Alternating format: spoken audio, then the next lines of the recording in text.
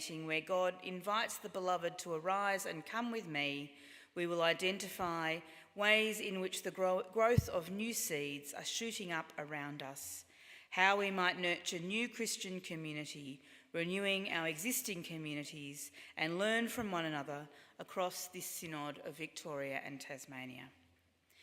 We will ask ourselves, what unhelpful baggage from winter that is past can we leave behind us? What do we need to let go of to embrace God's promise of new spring growth as we arise and journey with God? Where do we see that God is doing a new thing? Where are those fresh shoots of spring growing up amongst us? So this is going to be a collaborative effort tonight. You're all going to share in this meaning making together with us. We're going to begin with a Lectio Divina. And those of you who've done Lectio Divina before will know that it's a way of praying with the scriptures that grows out of the Benedictine tradition. And the prayer normally has a fourfold structure. This is going to be sort of Lectio light. Traditionally you have Lectio, meditation or meditatio, oratio or oration, and contemplatio. So you meditate and you contemplate on the word of God. The idea is that you're not critically analysing what's going on and what the kind of parsing the Hebrew verbs and all the rest of it. You're listening for what is welling up within you, what word is catching your heart, and what word is kind of exciting you in the passage.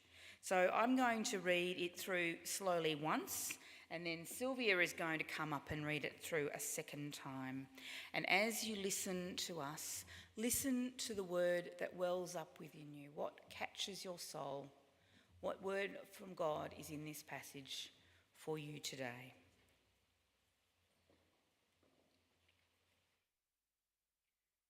My beloved speaks and says to me, "Arise, my love, my fair one, and come away. For now the winter is past, the rain is over and gone. The flowers appear on the earth. The time of singing has come, and the voice of the turtle dove is heard in our land. The fig tree puts forth its figs, and the vines are in blossom. They give forth fragrance. Arise, my love, my fair one, and come away. O my dove, in the clefts of the rock, in the covert of the cliff, let me see your face. Let me hear your voice, for your voice is sweet, and your face is lovely."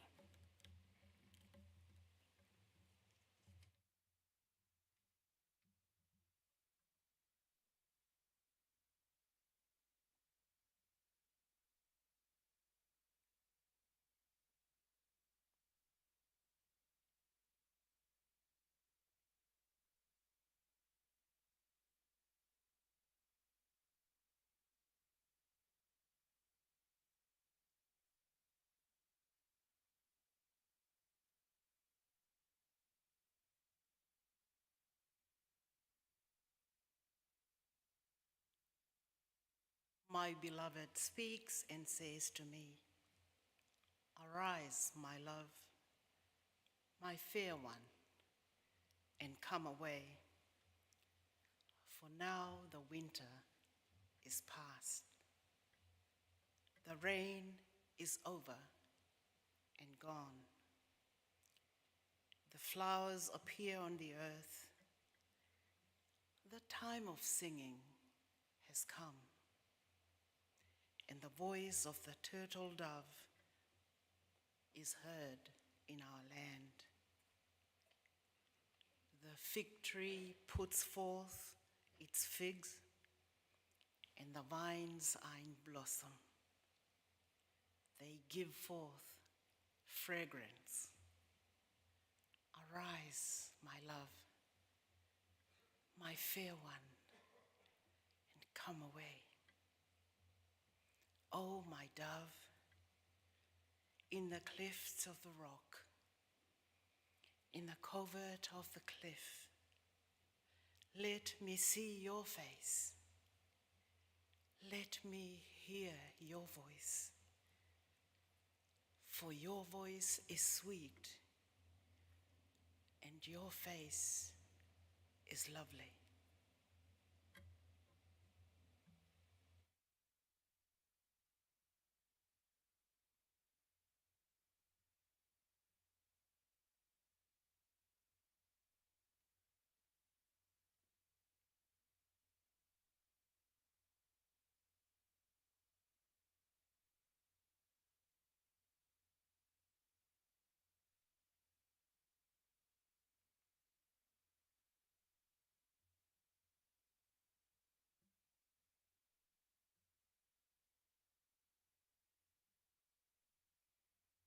Good evening, everyone.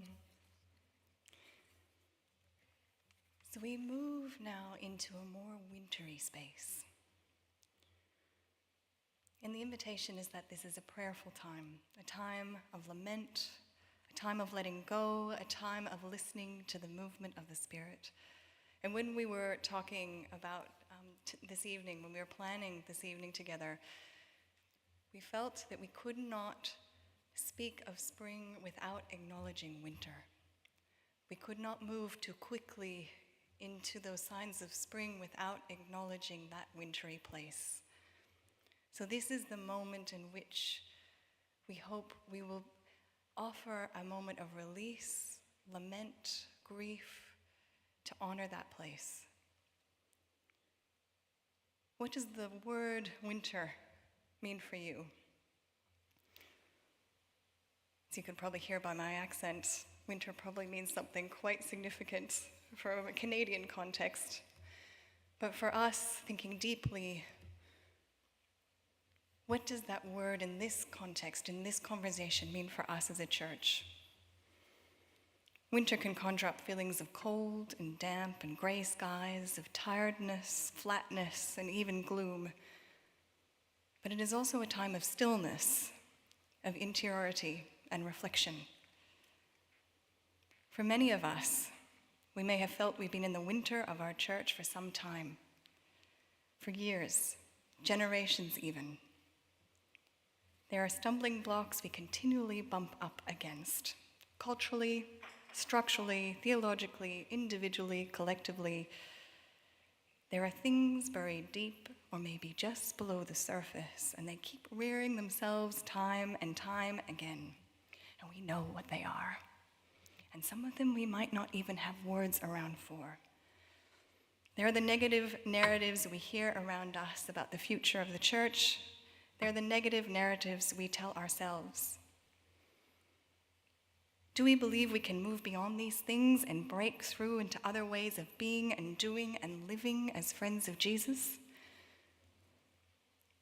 How do we maintain the energy needed to let go of some of these things we do not even know we cherish, and move into the messiness of the unknown? What must we continually hand over to God, not just once, but again and again, with trust and faith, and dare I say it, with a gospel hope? For now the winter is past. The rain is over and gone.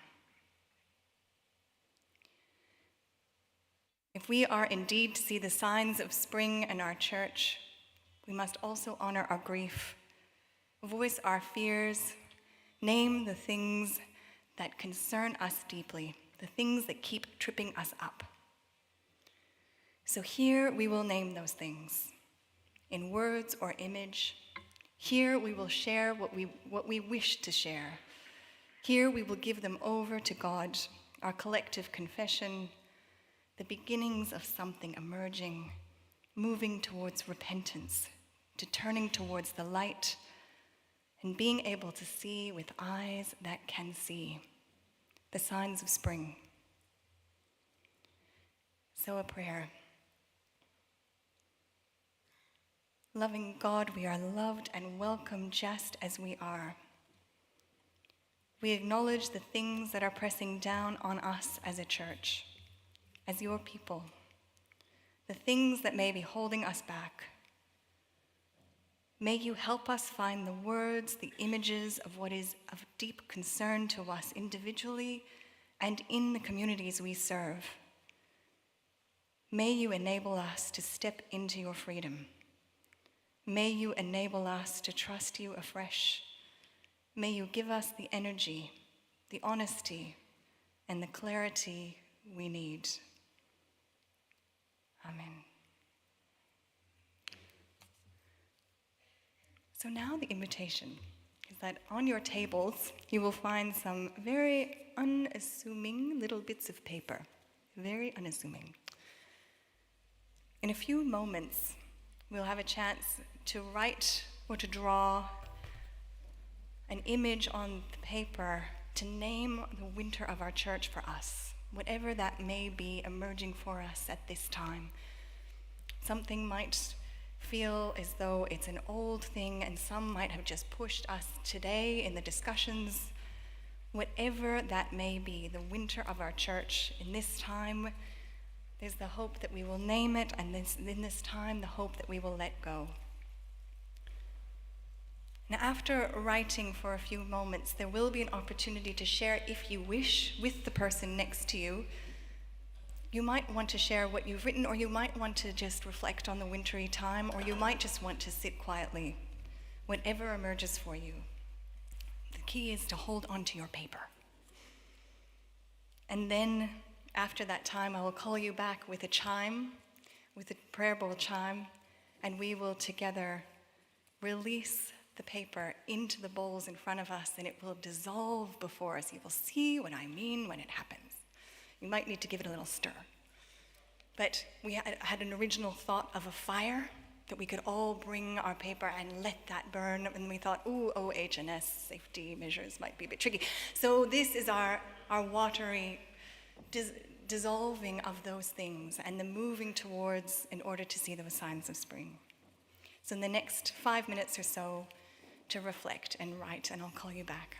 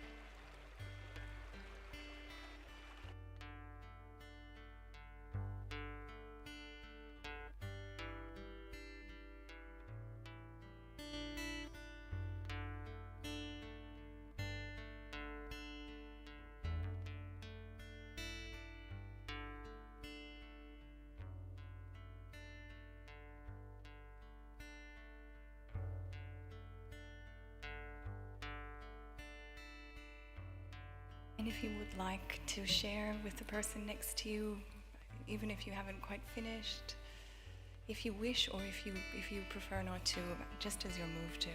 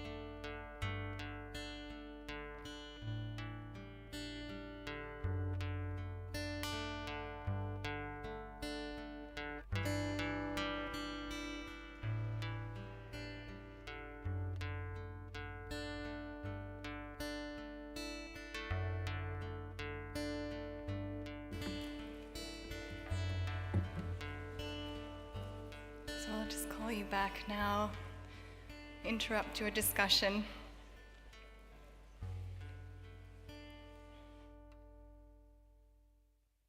So as we wait, as we watch, as we listen,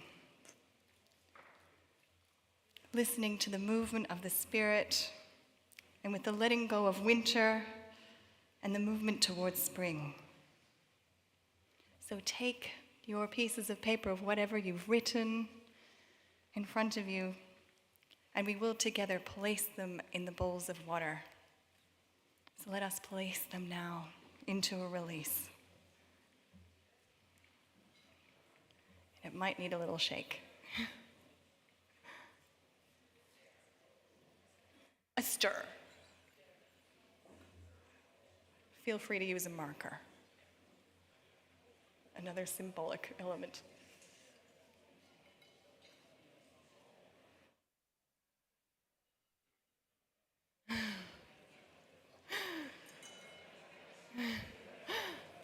I hear the signs of success. As we dissolve. So as we let go and release those things that are burdening us, may this prayer go out to all of us. Loving God, may we let go, may we have release. May we turn towards you again to arise and come with you, to continue our journey together in spring. Amen.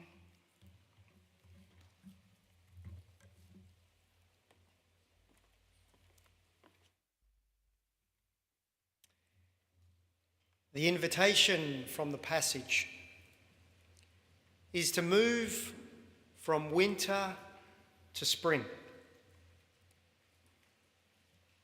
The winter has passed, the spring has arrived. The invitation to arise, come with me. Right now, we're about to hear 3 stories that are signs of spring.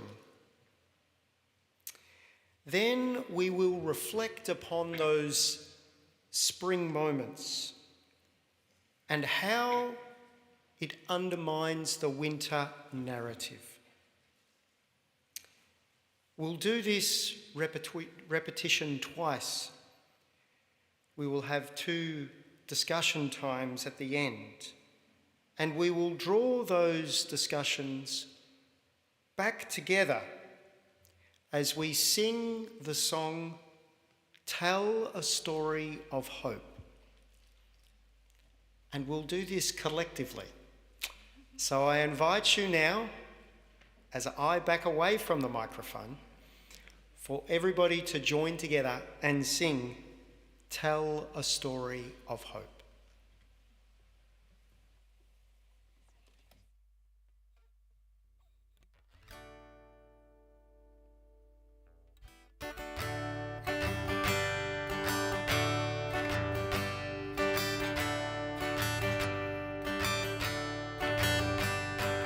Tell a story of hope, a story of hope, a story of hope today.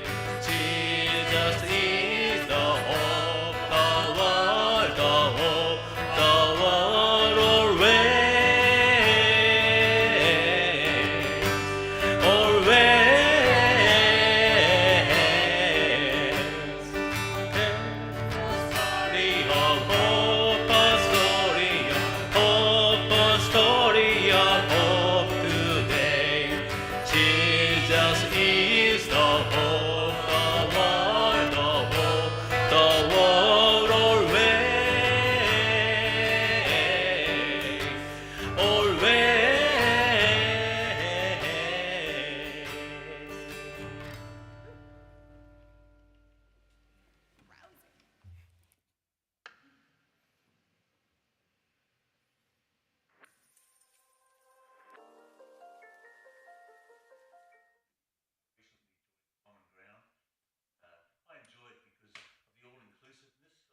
Children, teenagers, and oldies like me. It's very relaxed, cozy.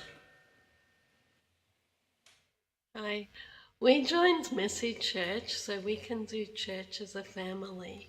We can learn Bible stories in a fun way. I joined the UCA because I wanted to find a faith community that was accepting of diversity, both in beliefs and in faith practice, and a community where I could be fully myself. The Uniting Church is very involved in social justice issues, and I believe in collective action. I chose to join the UCA because of several different things. Our theological willingness on the UCA's part to engage with the modern world, their engagement back in the 1990s and discussion around sexuality that meant that I as a bisexual person would be welcomed and fully accepted, and a willingness to look forward to a type of future church rather than just looking backwards. UCA is not perfect, but it has provided a place for me to continue learning what it might mean to be a 21st century follower of Jesus, and for that I'm very grateful. I joined Mercy Church because the activities are fun and interesting, and because I like the food ones because I was able to eat them and take them home at the end. Hi everyone, I'm Molly from Moranbina Uniting Church. I have been here for 2 months, and I found it's such a quite rewarding trip to be in the Uniting Church. The most amazing thing is the people here. I meet a lot of new friends in Moranbina Uniting Church, and I found that people here are so nice and kind. As an international student, I often feel shy to talk in English with other people, but here in the Uniting Church, I feel so welcome and accepted. So I started to open myself and started to talk confidently. I feel I'm back home once I come back to the Uniting Church of Australia. I've come to the Uniting Church because it's a place that's inclusive and has a real connection to country and embraces Aboriginal spirituality, and I think in Australia, that's a really important thing. I like Mercy Church because of all the fun activities and arts and crafts. I like Mercy Church because I like the food. I'm drawn to the Common Ground community because it is a place to explore and be stretched in faith, sharing that journey with people who've come from along many pathways. I really like the acceptance and the inclusivity of ideas, of understandings, and of exchange. I love seeking God and sharing life with God in this way with God's people.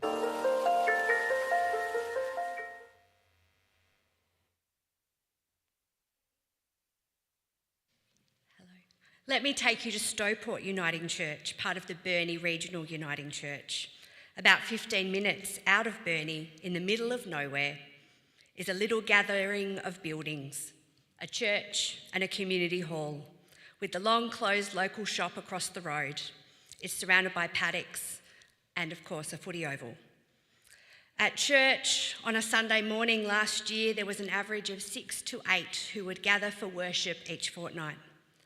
The main event in Stowport, however, has long been the Tuesday morning tea, where about 30 locals gather for a cuppa and a chat each week. Late last year at morning tea, one of the local mums shared the lack of things for the local rural kids to do, not even a Sunday school. One of the members of the church heard this clearly, and knowing no one else could do anything, she approached the church and offered to run the Sunday school herself, an intentional effort to spread the word and invite local families proved fruitful. Last Sunday at Stowport, there were 6 families across 3 generations, plus a few apologies, who left the similar 6 adults in the church, while the rest headed out for multi-generational fun and activities. I was there last week, not only because it was the chance to take my own little person to church with other little people, but because in the past month, 3 of those families independently inquired about baptism and confirmation. It's not just the kids who are learning about God and asking questions, though. For some, it's also the parents who are hearing the stories of God for the first time. What eventuates will look differently for everyone concerned, but they, as a whole community, have committed to exploring and learning together. Young and old are going to spend time worshipping, eating, playing, and learning in a semi-messy church style. And at the end of our journey together, some of those families might not proceed with anything other than having had, I hope, a fun time. But everyone, old and young, will be invited to baptism, confirmation, or reaffirming their faith, if they wish. All it took was listening to one voice in the community and responding with something. There were no excuses. No, I'm too old, I'm too busy, both of which are valid and accurate, but just knowing that living God's mission in the world takes action. That action will be different in every different place. A rural, semi-isolated community meant that in this situation, something a bit retro has seen God's love emerge. But it started with listening, and listening to God's call within that voice.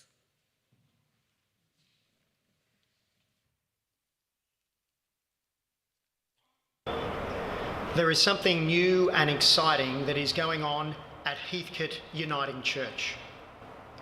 Rather than grieving the loss of face-to-face gatherings during social isolation for the coronavirus pandemic, congregational members John and Bron have discovered a new way of gathering that really excites them. However, this story began a little earlier. When was it? 2018. We decided to join the photography group because you had an interest in photography and a new camera. So we wanted to know how to use it. And so that was only a small group of about half a dozen people, but we made contacts there.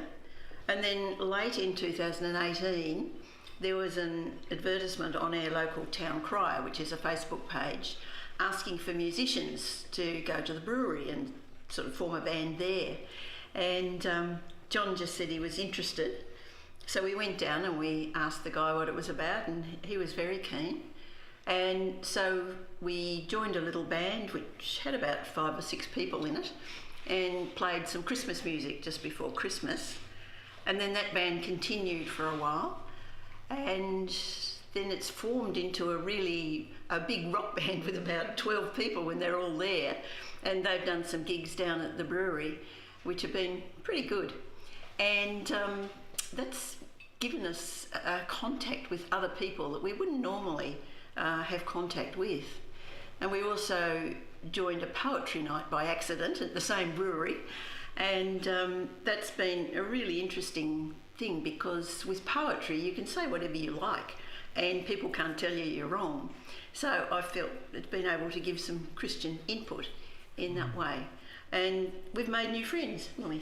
Yeah, it's been initially we really felt almost like we were doing the wrong thing. We were out of our comfort zone, and we were out of the church building. We were actually getting out into the community, and we were church people. And but it's been so amazing. We've made such a great new group of friends that we're interacting with in all sorts of different ways outside of the church building. These new relationships and connections in the community led to new discoveries that Bron and John couldn't have possibly imagined.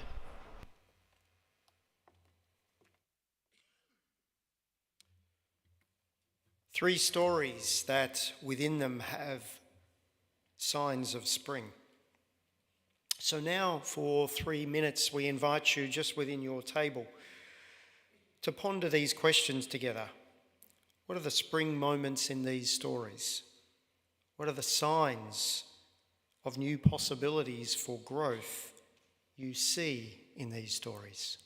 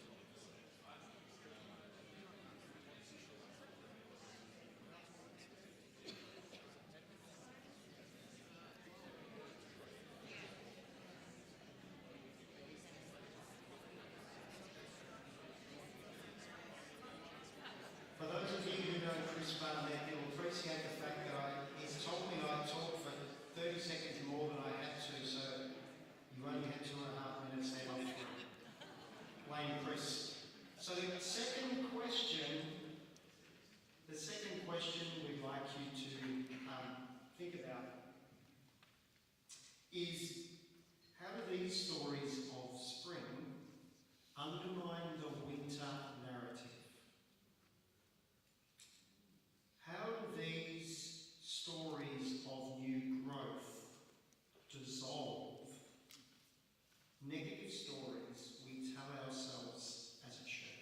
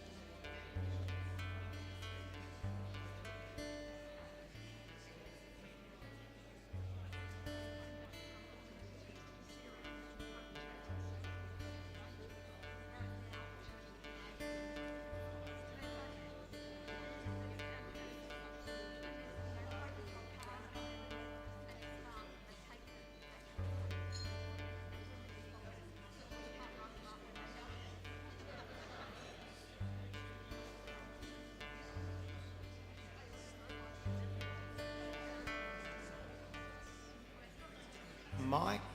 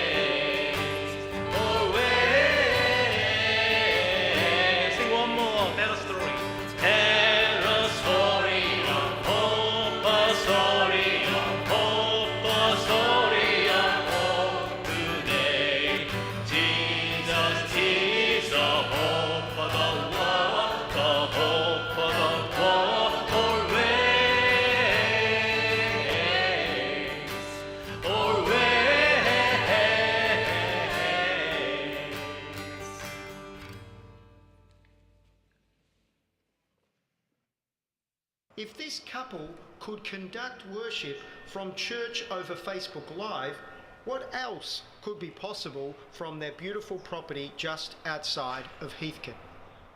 We started with our worship service when the church was closed down, and we felt that we wanted to worship together still. So we had a little worship service in our house here and put it on Facebook Live.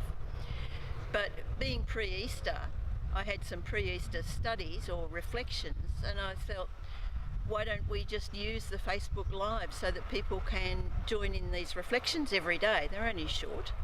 So we did that for 2 weeks, and I suppose we had about 8 to 10 people. But over time, we've kept up the reflections on a whole lot of different things, and it's grown to over 40 people who are listening in, and each day it's somewhere between 30 and 40 will listen into these.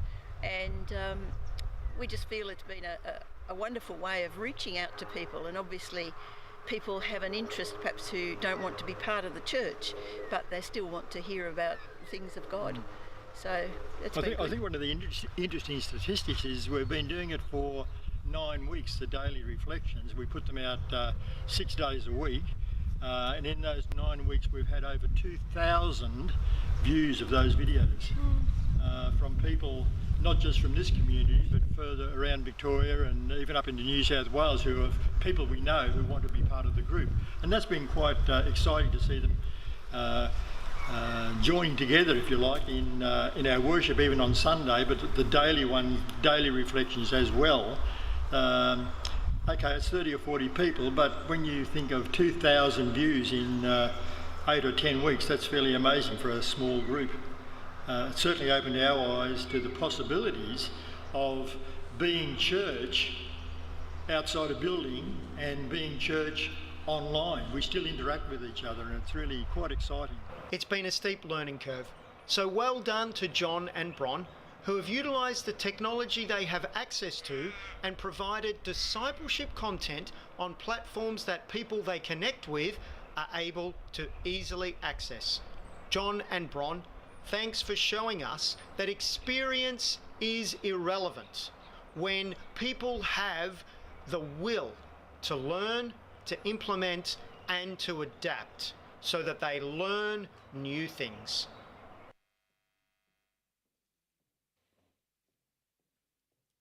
Arise, come with me. Get up and go. I bring an exciting story of an explosion, of growth, signs of spring, gifts of hope, fostering diverse communities of renewal and relationships in the multicultural, multi-faith, all-age context at Jump Street Uniting Church in Golden Square, Bendigo South. In addition to the English language service each Sunday, a new Uniting Church congregation, Bendigo Korean Church, led by Reverend Ian Choi and his wife, Kathy Kim, meets on Sunday afternoon for a Bible study, followed by worship in Korean language with English translation on the screen and a hearty meal afterwards. Anyone is welcome. A new Indian Orthodox community worship twice a month, Saturdays at 4 p.m. under the care of Father Bessel. A community's response to the church's welcome message. A retired minister, Reverend Yoon Kim, has already suggested a combined service for the Korean, the Indian, and the English-speaking congregations. Another new community is the Karen people of Myanmar, having language classes on Saturday mornings in the hall for 40 children, learning the language of their parents. The result of Let's Welcome Refugees banner that drapes the church. Also for 20 years, the Quakers have been worshipping there monthly. They are all Johns at Jump Street. And you, no doubt, will have your stories, gifts of hope, and signs of spring.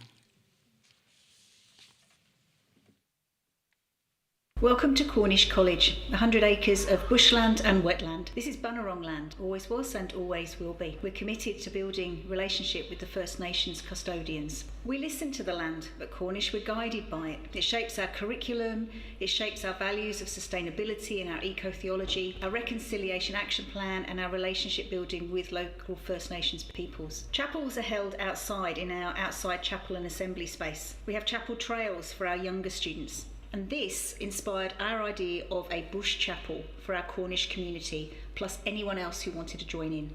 At the same time, in another place, a passionate UCA lay member, Laura Rose, was having similar thoughts and conversations with the Reverend Alex Sangster at St Kilda Uniting, a creative and innovative liturgist. Both of them were talking about gathering outside in a bush-style chapel. And then Matt Harry, in his Elm role, brought us all together. We all brought different skills and ideas, but our vision aligned. And this is how Coracle Collective came to be. A coracle is a small boat without a rudder or a sail, and monks set off onto the sea in faith without knowing where they were going. Well, that's us. So we began on the 19th of June with 28 people from different places gathered, all in an intergenerational model. We gathered around a fire pit in a circle, sharing stories and exploring, physically and theologically. We gathered around our story tree.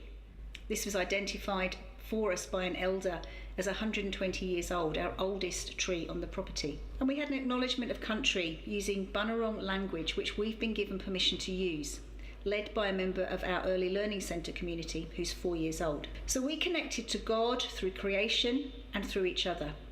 We listened to the land and we were inspired. We don't know where this is going, but as Cornish chaplain, I'm committed to build on the work of the previous chaplain to provide a faith community here at the college. But the beautiful thing is that people from different places who all happen to be thinking along the same lines were brought together to form this coracle.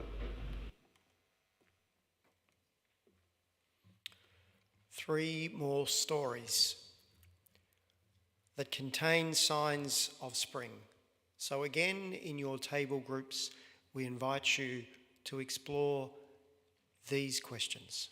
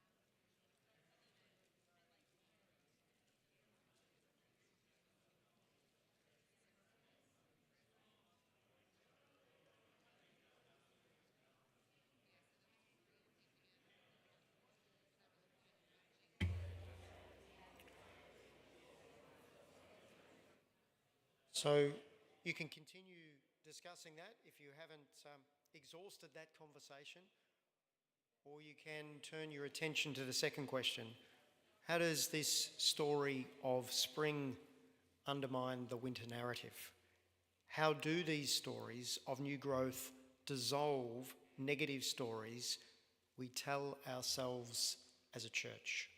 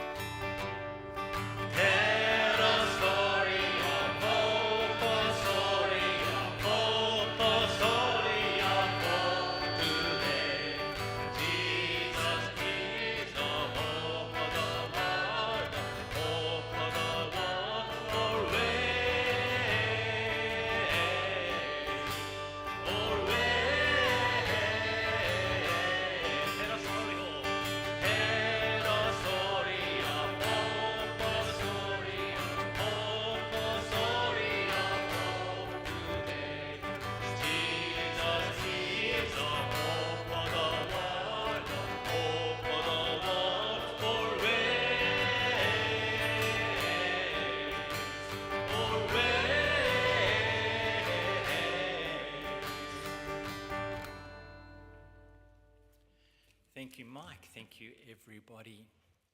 Arise, come with me. So far this evening, we've reflected on our experiences of winter. We've engaged with some particular stories of spring from around the Synod. We've thought about how these spring stories might undermine some of our narratives of winter. In this next section, the invitation is to reflect on the signs of spring present or emerging in your own context. This is our final invitation. What are the signs of spring that are present or emerging in your own context? We invite you to share around your table in twos or maybe threes, if you have an odd number of people on your table, for about 3 minutes. Having heard and experienced from tonight so far, what do you think some of the signs of spring might be in and around where you are. There is a piece of paper on your table with the spring image. If you even want to jot some of those things down and pass it around the table, that would be great if you feel so inclined. But take a couple of minutes to chat around the signs of spring in your space.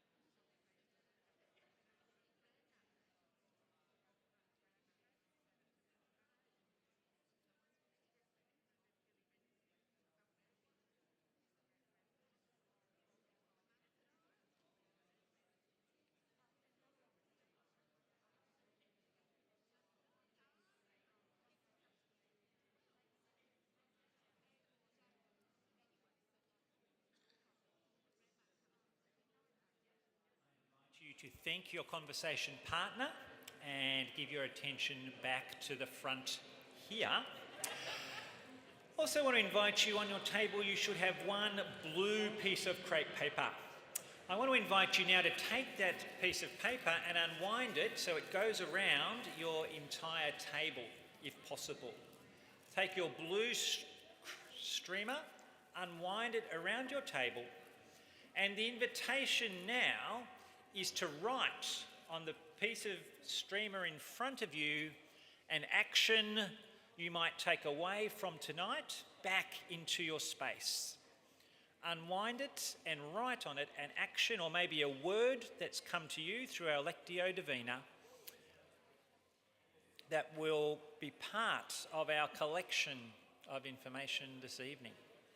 Unravel, very creative there, tie it if you need to, and write on it a word or an action that you will take from this evening.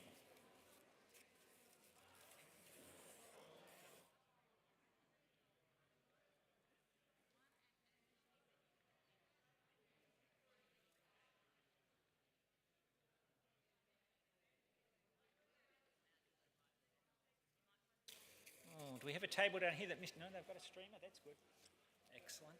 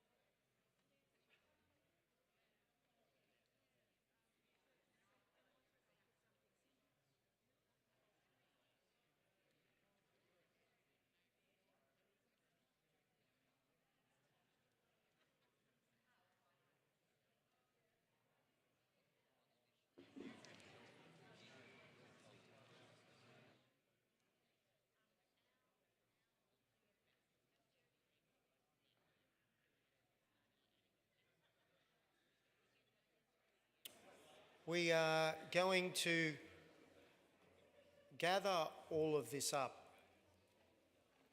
by offering a refrain, which I don't need to explain because everybody knows what the bold means, don't they? If you have any unused streamers still on your table at the moment, maybe you might want to just grab one.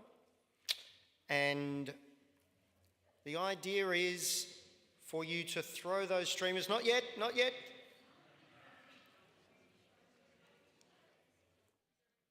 We want you to passionately, enthusiastically, exuberantly piff your streamer at the appropriate time, and hopefully you'll know what the appropriate time is.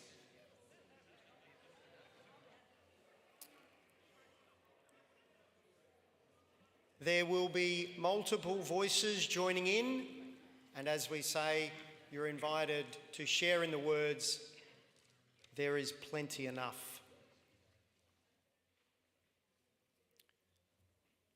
Creator, Sustainer, Redeemer, who calls us, beckons us, inspires us, compels us to arise and come. Come to a time of spring with new mornings, new shoots, new growth. The season of winter is over. Look around you. Allow yourself to see through the lens of God's abundance. There is plenty enough. There is an abundance of people. People committed to fully inclusive community. This is what the broader society is screaming for, craving, and indeed even demanding. Local communities gathering together in an act of acceptance and inclusion. Communities that work hard for inclusion. The season of winter is over. Look around you. Allow yourself to see through the lens of God's abundance. There is plenty enough. In an age of distraction and shallowness, in a time of technological dehumanization, so that we all become numbers or clients or staff or customers, local churches are distinct.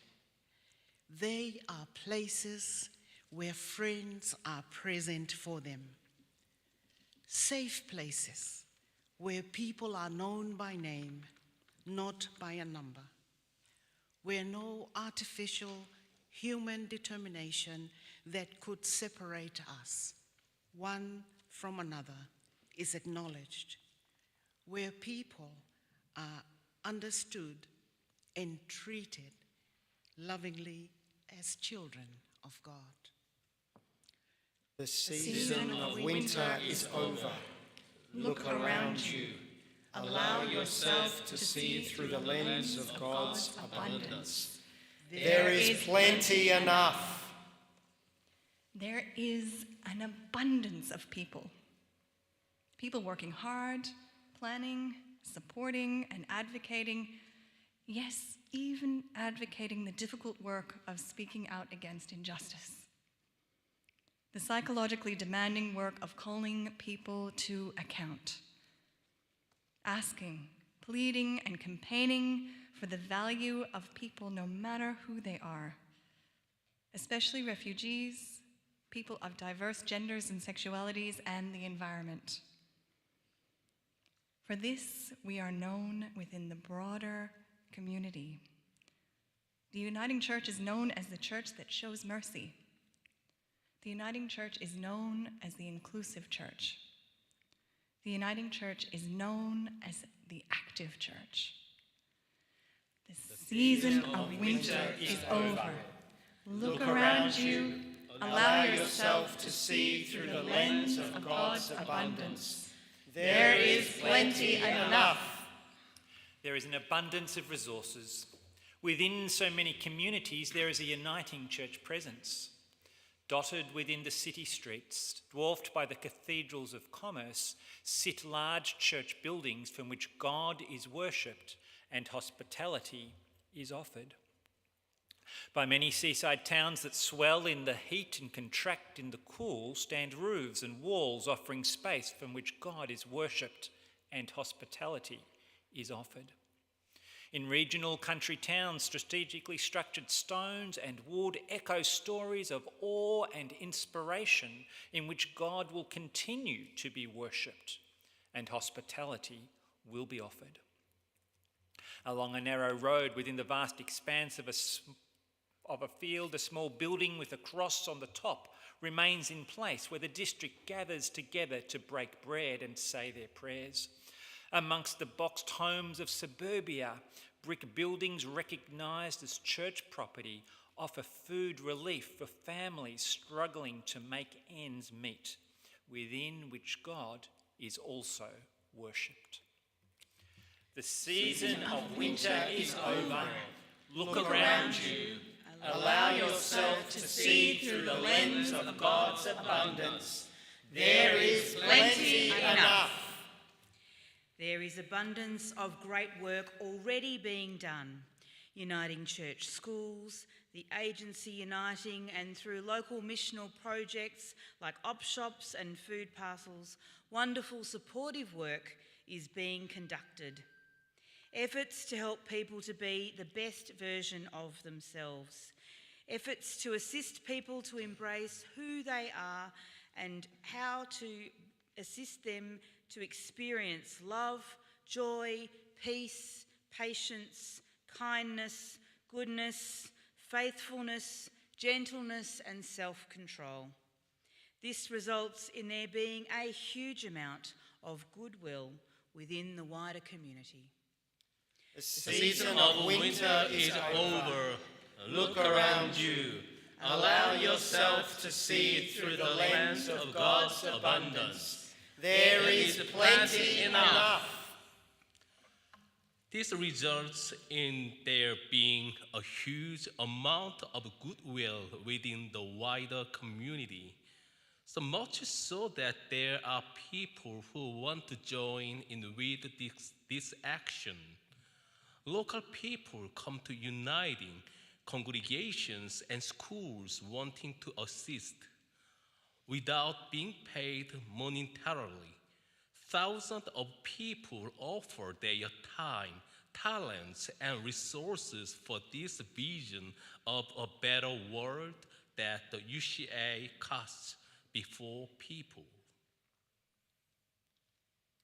God has blessed the Uniting Church in Australia, Victoria, and Tasmania abundantly, with people and resources plenty enough. We need to arise and come with all that God has given us, listening acutely to the leading of the Spirit and with an openness, a wide openness, to adapt in order to be even more fruitful. Do not leave here unaffected. We are being called to arise. Let us arise in our local contexts, in our local expressions of church, adapting in ways that allow us to be a clearer reflection of communities working with God, Creator, Sustainer, and Redeemer. Ensure that you are part of the movement that embraces the uniqueness of the Uniting Church in Australia. that seeks to harness opportunities through innovation and exuberantly moves into spring emboldened by God.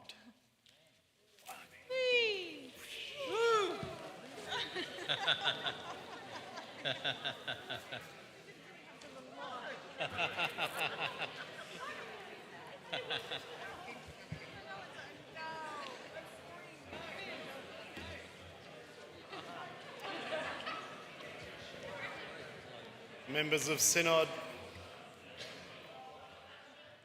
as we come to the conclusion of the day, I remind you that we start again at 9 o'clock tomorrow morning. As we go, let us seek the face of God in prayer. Hear, O Israel, the Lord is our God, the Lord alone. You shall love the Lord your God with all your heart, with all your soul, and with all your strength. Amen.